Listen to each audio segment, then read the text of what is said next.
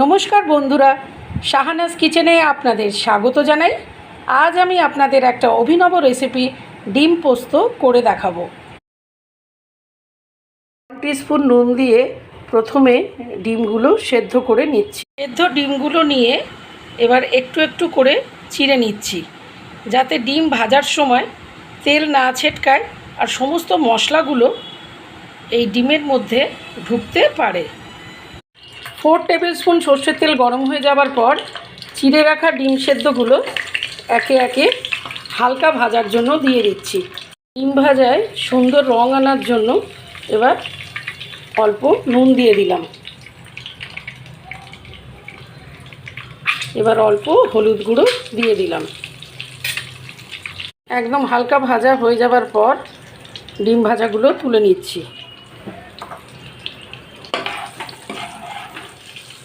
ভাজার তেলে টুকরো করে কেটে রাখা কাঁচা লঙ্কা হালকা করে ভেজে নিচ্ছি। হালকা করে কাঁচা লঙ্কা ভাজার পর সুগন্ধ বেরোলে দুটো মিডিয়াম সাইজের কেটে রাখা পেঁয়াজ দিয়ে দিলাম। পেঁয়াজ ভাজা এরকম সোনালি রং ধারণ করলে দুটো ছোট সাইজের কেটে রাখা টমেটো দিয়ে দিলাম।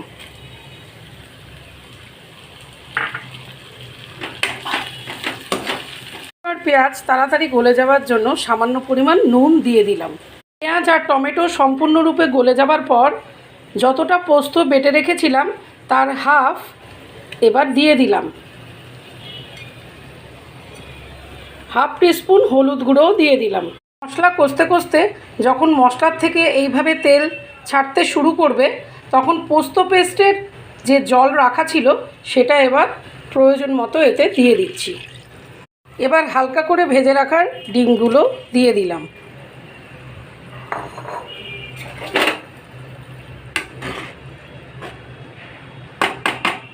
গ্যাসের ফ্লেম মিডিয়াম করে এবার 5 মিনিট এভাবে হতে দেব।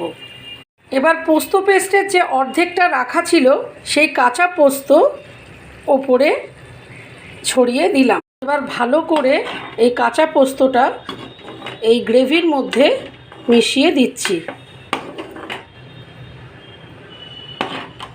এবার ধনেপাতা কুচো ছড়িয়ে দিলাম। এবার গ্যাসের ফ্লেম অফ করে দিলাম। ডিম পোস্ত সার্ভ করবার জন্য রেডি হয়ে গেছে। এই ডিম পোস্ত রেসিপিটি আপনাদের ভালো লাগলে অবশ্যই আমার চ্যানেলটি সাবস্ক্রাইব করে দেবেন এবং লাইক, শেয়ার, কমেন্ট অবশ্যই করবেন। নমস্কার।